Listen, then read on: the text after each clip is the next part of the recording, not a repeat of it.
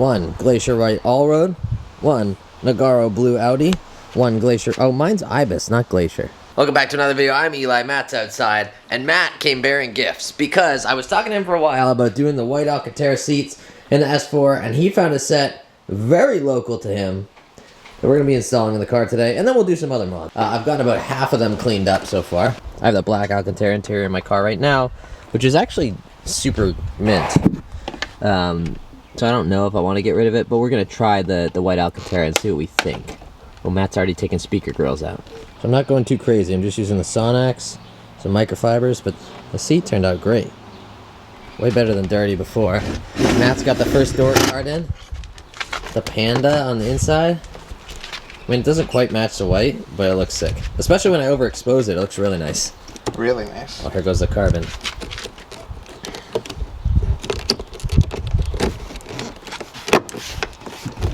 Wow.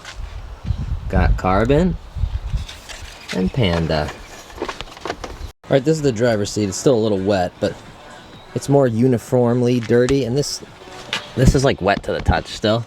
So I'm hoping that gets a little lighter, but even then it's so much better than what it was. It was like gross, grimy. Matt's got 2 door cards on. We got this door card and the front door card. Alright, here are the front seats. You really can't see anything. The lighting is so harsh, but if I take it to the back, look how sweet that looks. I'm stoked on this. Thank you. What's the transport fee? 1 swap wagon. 1 swap. I have to build you one now? Yes. Oh, can I send these back? I love these wheels. These are the Niche Essen in 20 by 10.5 with a 275/30 and a 27 offset. They look great. But some people online, including some friends of mine, have been chirping me for running black wheels. They say black wheels are a little less mature than the car is. So I've decided, with the help of the homies at Wheel Pros, who also got me the niche wheels for the car, to switch it up. These are from TSW. I gotta be careful with this knife. These are from TSW, which, if you remember, I ran TSWs on the S6 as the drag setup, but I really like them. I think they're a very high quality wheel. Obviously, Wheel Pros owns all these companies, and they don't buy low quality wheel companies. You can tell I opened 3 already. But these are new for TSW in 2024. Actually, I have 4 new designs. I'll put them on the screen right now. And as you could probably tell, that is a multi-spoke. I've never run a wheel with this many spokes before. I'm kind of nervous to see how it looks, but without further ado, this is the TSW Goodwood in 20 by 10.5 with a 30 offset.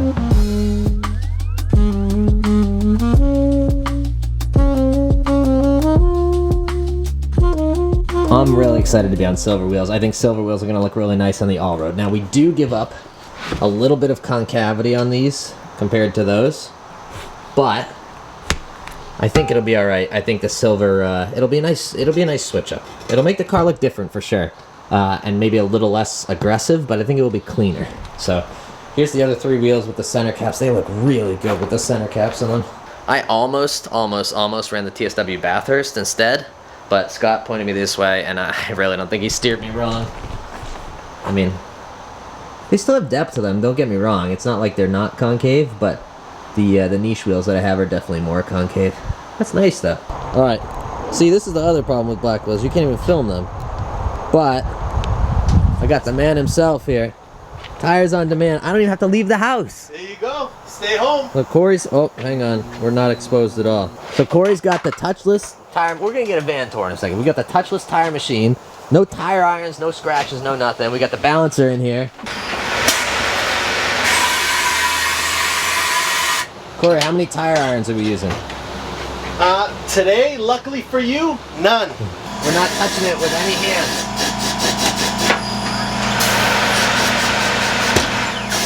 No pressure, of course. No pressure.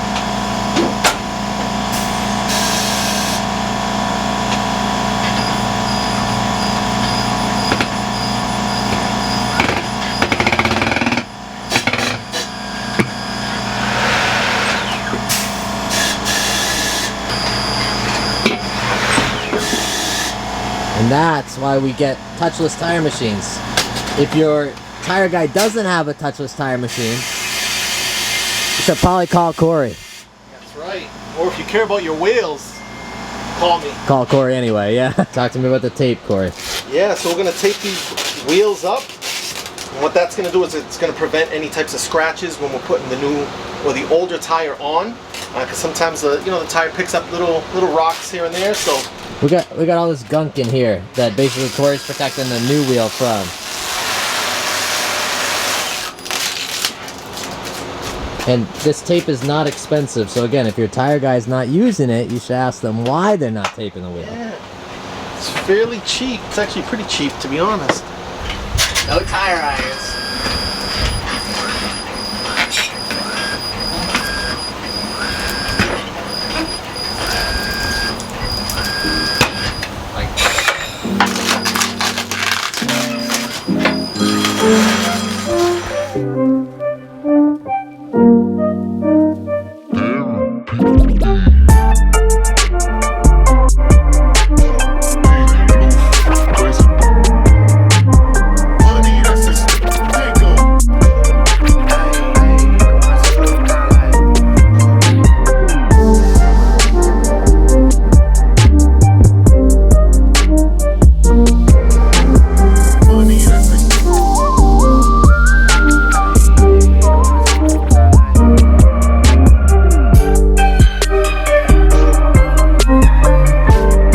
Shout out to this dude in the Corolla just pulled up and completely ruined my shot. Front fitment wise, I think we actually could use another like 5mm spacer there.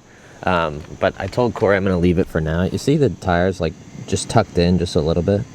These cars are so hard with fitment. I mean, the rear is pretty much dead on. The old setup was actually a little too aggressive for the amount of camber that I was running, which we'll also talk about in a second.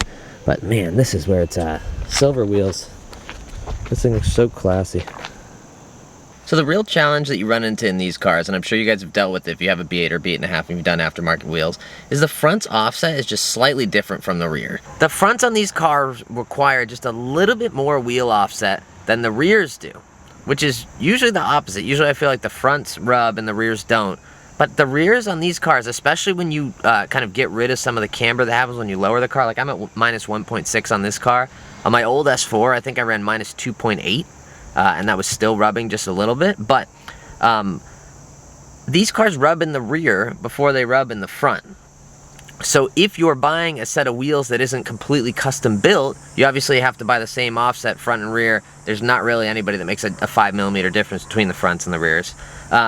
So for these, I ended up with a 20 by 10.5 with a 30 offset. The niches that I ran before were a 20 by 10.5 with a 27 offset. There's a bug on me. Now there's not. I killed it. The niches I ran before were a 20 by 10.5 with 27 offset. The 27 was too aggressive for the rear, but was pretty close for the front. And I could have solved that with a little bit more camber in the rear, but then you go through tires faster, and I would have to pay to get another alignment. There's kind of, pros and cons of both. But now that we're at the plus 30, the rear fitment is dead on, and the front looks almost a little bit too sunk. So I'm probably gonna have to get a 3mm. I actually have a 5mm in my basement. We might try the 5mm spacer to see what difference that makes. But I wanted to run the wheels and get out and shoot the glamour shots. One, because I haven't been doing a very good job of uploading, and I'm gonna miss my streak of Thursday uploads if I don't post this video. And two, I'm really good at ruining nice things, if you guys don't know. And if it starts rubbing in the front with a 5mm on, I'm probably going to take the 5mm off right away, which means I'm going to drive around rubbing, which is what I did in the rear. And now the rear tires have some rub marks on them, so I'm going to leave it like this for now. And I'll probably put the spacers on maybe when we do the control arms, because this thing needs control arms bad. It's needed control arms since I swapped the motor. And I haven't done them. They've been sitting in my garage. I have them. I just haven't done them. I'm afraid of that pinch bolt. The other thing you may have noticed is that there's one E-code on that side of the car. I took the headlight apart today and installed one lens, expecting to make a video and include that in this video, but I don't have enough headlight butyl to really seal up the headlight the way I want it to be sealed up, so I ordered some off of Amazon. It'll be here tomorrow, and that'll come in a future video, probably when we do the black headliner and do the smaller roof rails as well. So it's coming. The car is coming together. It looks really sick. I'm so happy with it. I don't know if I should throw the brushed S4 mirrors on. I have them sitting in my garage, but they don't fold. These fold. I have to code them to fold. They don't fold right now, but these fold. The brushed S4 ones don't fold, but they're smaller, and they're obviously match the finish of the wheels and the chrome trim. So there's a lot to do here. Big shout out to Matt for helping me install the interior. Matt will actually be back up this weekend. We're gonna hang out and do some fun stuff. So that video will be coming out soon. B5 is fully stage 3. We're working on getting a video out on that as well. And I'm back on the YouTube grind, back on the train. So I hope you guys enjoyed this video. Big shout out to the homies at TSW and Wheel Pros for getting me these set of wheels. The car is completely different, a little more mature, a little more kind of classy instead of in-your-face aggressive, and I couldn't be happier with it. So until next time, thank you guys for watching. Go out there and spread some positivity, and I'll catch you guys in the next video.